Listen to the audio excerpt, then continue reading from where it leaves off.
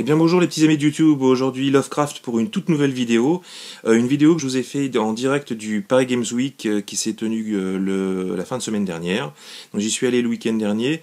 J'espère que ça va vous plaire. Je vais vous présenter puis je vais vous montrer un petit peu une vue d'ensemble du salon. Et effectivement il y aura certainement des choses que je vais pas aborder. Mais j'espère que ça va vous plaire. On se retrouve à la fin de la vidéo parce que j'ai également acheté quelques petites bricoles, enfin, des petites choses assez intéressantes, vous allez voir, que je vais vous présenter à la fin de la vidéo donc. Et bon écoutez, je vous souhaite un bon visionnage et puis à tout de suite, bye.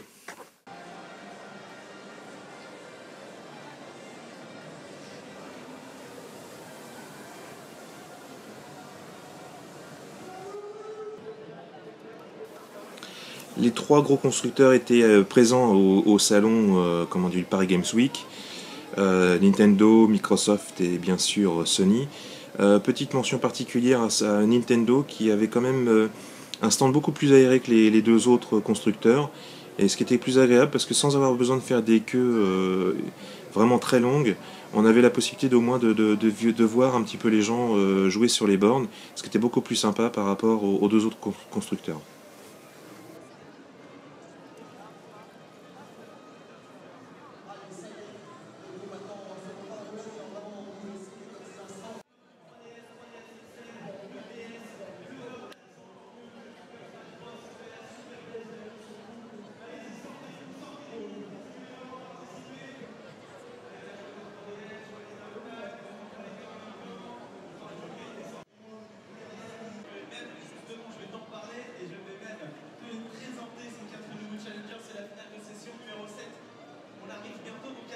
De cette journée pour les phases de qualification pour cet après-midi. On a dit 16 sessions, là c'est la finale de session numéro 7. Donc si vous venez d'arriver, que vous avez votre console portable 3DS, 3DS XL ou 2DS.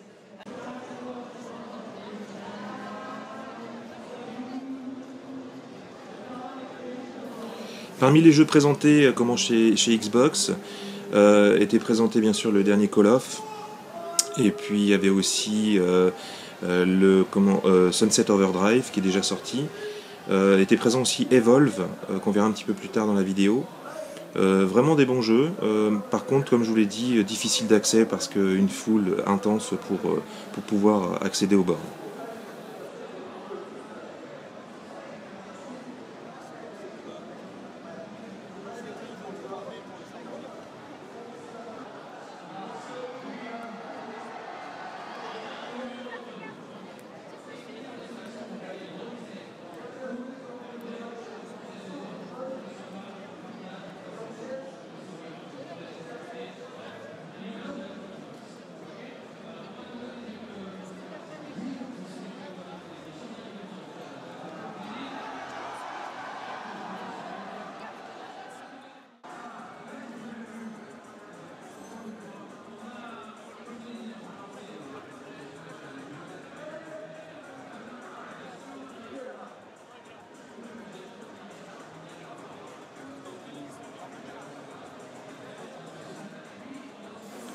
Evolve, vraiment une vraie bonne surprise. Le jeu était jouable sur place.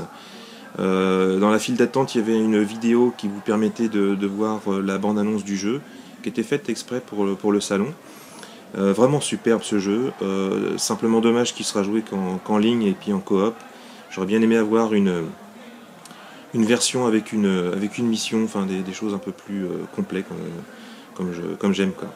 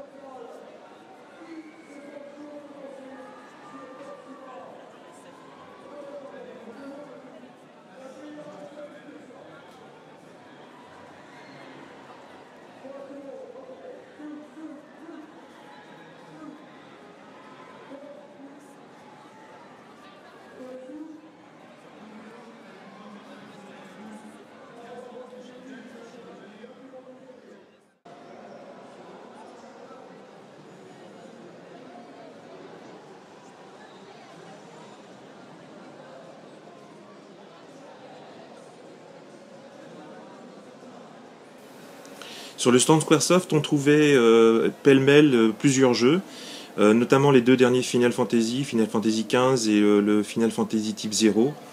Mais on trouvait également le dernier Kingdom Hearts 1.5 HD Remix, qui a l'air d'être sympa, mais bon, on retourne un petit peu dans le même type de jeu chez Squaresoft, pardon. On trouvait également pas mal de goodies qu'on pouvait acheter directement sur place, pas mal de figurines, d'OST, de artbooks. Vraiment un très beau stand, le stand Microsoft.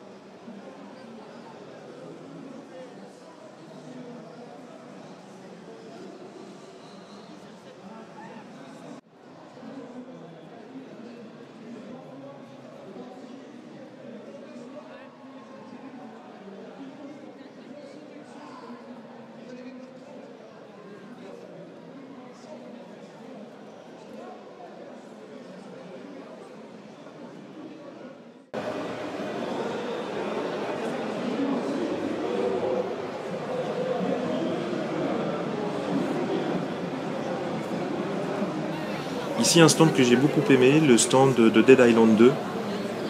Un stand où ils avaient recréé une partie de la plage de Los Angeles, Venice Beach, c'était assez drôle. Et puis le jeu a l'air d'être assez sympa, il sort je crois en début d'année prochaine, assez gore, enfin c'est même très très gore. Et encore une fois, pour avoir accès aux bornes, pour pouvoir y jouer, il y avait une file d'attente assez importante. Mais très bonne surprise ce petit jeu-là. J'ai beaucoup aimé, surtout l'ambiance du décor qui avait été présenté par ce jeu. Voilà. Petit moment restauration directement au réfectoire. Un espace restauration qui avait été mis en place par le site, par le jeu directement, les producteurs du jeu Dead Island 2, histoire de manger un petit zombie burger. Ça vous tente ?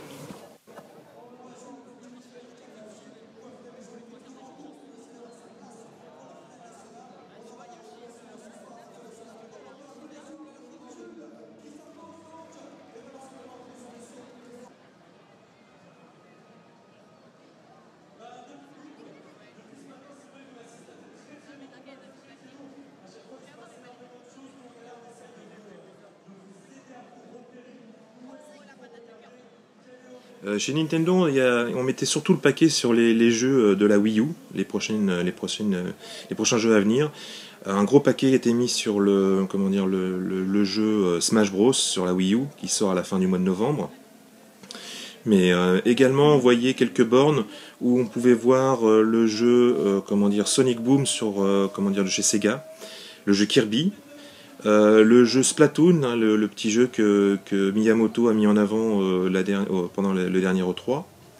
On voyait aussi une bonne surprise, c'est un jeu qui m'a bien plu, le petit Yoshi Woolly World, qui était vraiment superbe. On a vraiment l'impression que les personnages sont faits en laine, et c'était vraiment très très sympa à voir et à jouer bien sûr. Vraiment une bonne surprise sur le salon.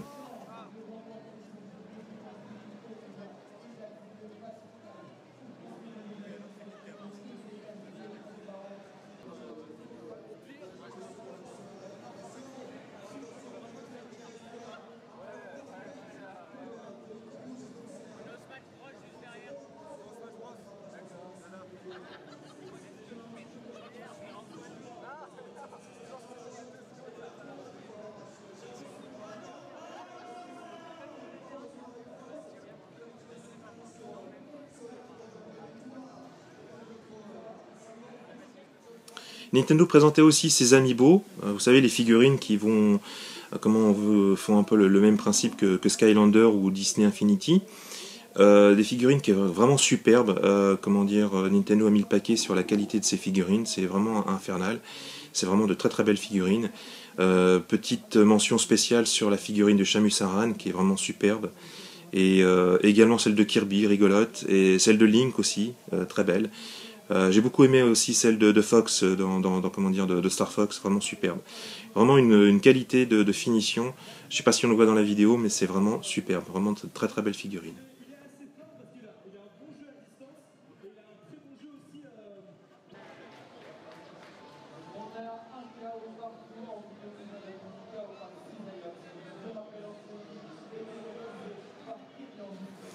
Était présenté également le prochain Monster Hunter Ultimate 4 sur la 3DS XL. Visiblement, les gens qui étaient sur les bornes pour pouvoir essayer le jeu s'éclataient pas mal. On pouvait jouer à 4 en même temps. Donc un classique, hein, évidemment. L'écran que vous voyez là vous permet de voir un petit peu la qualité du jeu. Enfin, bon, j'ai essayé de faire pour le mieux, mais vraiment graphiquement, c'est quelque chose qui est assez superbe. À suivre ce jeu.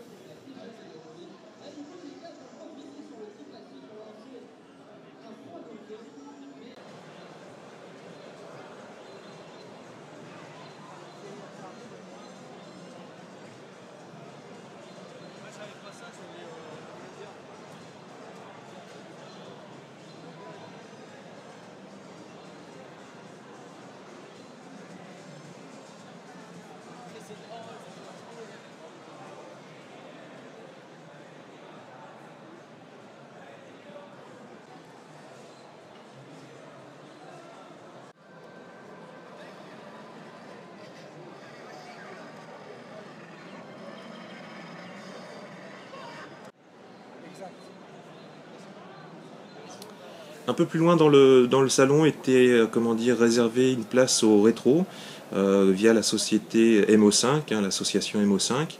On pouvait jouer à quelques bornes d'arcade, voir des vieilles consoles et des vieilles bornes d'arcade. On pouvait jouer également à des jeux sur Super Famicom. Là, celui qui était en démonstration, c'était le Contra 3, vraiment une superbe idée. Sur Mega Drive, on pouvait jouer à Golden Axe, mais on pouvait jouer aussi à des vieilleries comme E.T., vous savez, le jeu qui a failli foutre par terre le monde du jeu vidéo dans les années 80.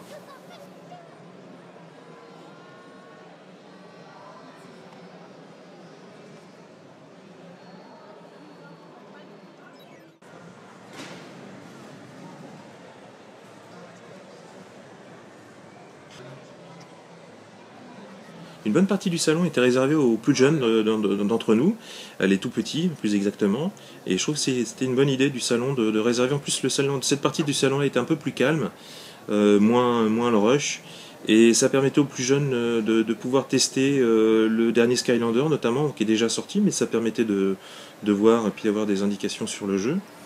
On pouvait aussi jouer au Lego, au jeu, le dernier Batman, Batman 3.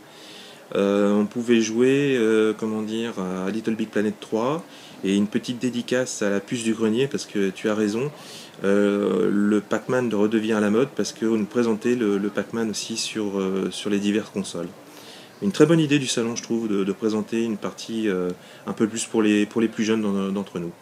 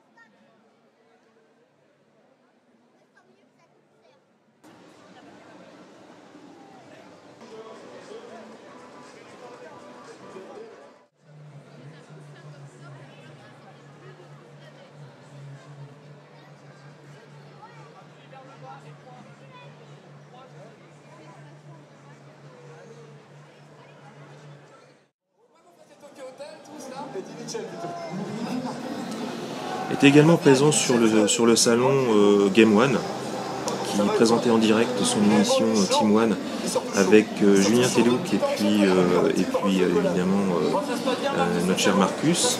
Donc ça vanne un petit peu avant la présentation, avant la mise en place du live, du direct.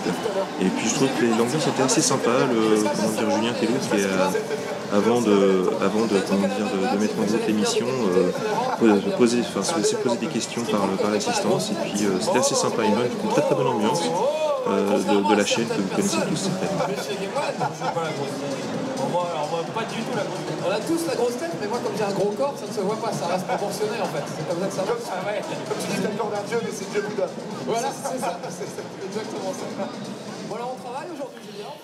Pas mal de gens qui étaient déguisés sur le salon, et je trouve que c'était une bonne idée parce qu'il y avait pas mal de cosplay, notamment sur le stand de Dead Island. Je pense que la personne était rémunérée par le stand pour faire des animations, parce que le maquillage c'était une très très bonne qualité. On se serait cru dans une qualité film.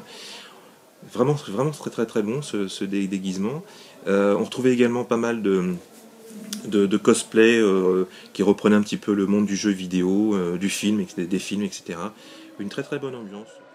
Voilà les petits amis, j'espère que ça vous a plu, cette petite vue d'ensemble du salon du Paris Games Week 2014. Bien sûr, il y a plein de choses que j'ai pas montré dans cette vidéo, ne m'en veuillez pas surtout. Il y a plein de choses qui étaient difficiles d'accès parce qu'il y avait une foule vraiment très très importante. Et je crois que plus on allait dans le salon, dans le temps, plus ça se remplissait et c'était de plus en plus difficile d'accès et de possibilité de vous montrer un maximum de choses. Je saurais trop vous conseiller d'y aller parce que même si c'est pas forcément le meilleur des salons, je pense.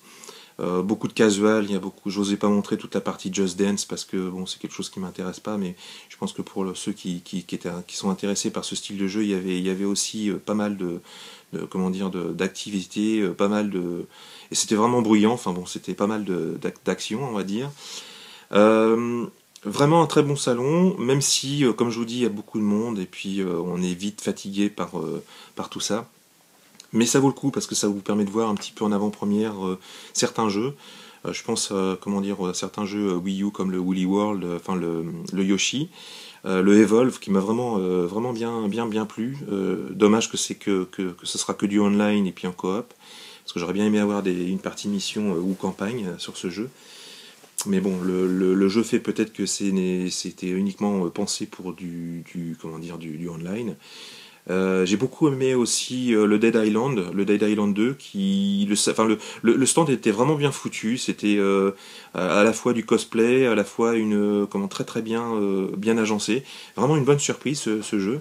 Et puis le jeu en lui-même est vraiment assez gore, hein. J'ai beaucoup aimé. Donc voilà, quelques petites choses. J'ai beaucoup aimé aussi le Ultimate, le Monster Hunter sur la 3DS. Bon, faut être fan du jeu, mais je pense que ça peut être sympa. Je pense que les fans vont attendre avec impatience la sortie du jeu qui est prévue en début d'année prochaine, je crois. Et puis pas mal je vous ai pas montré, mais pas mal de boutiques sur place où on pouvait acheter quelques bricoles. Donc comme vous connaissez, hein, j'en ai profité pour acheter des petites choses que je vais vous présenter dès maintenant. Donc je vous présente, je ne sais pas si vous connaissez, hein, les plus vieux d'entre vous vont certainement reconnaître, hein, les petits, Yatta, le petit personnage de Bubble Bobble que vous connaissez certainement.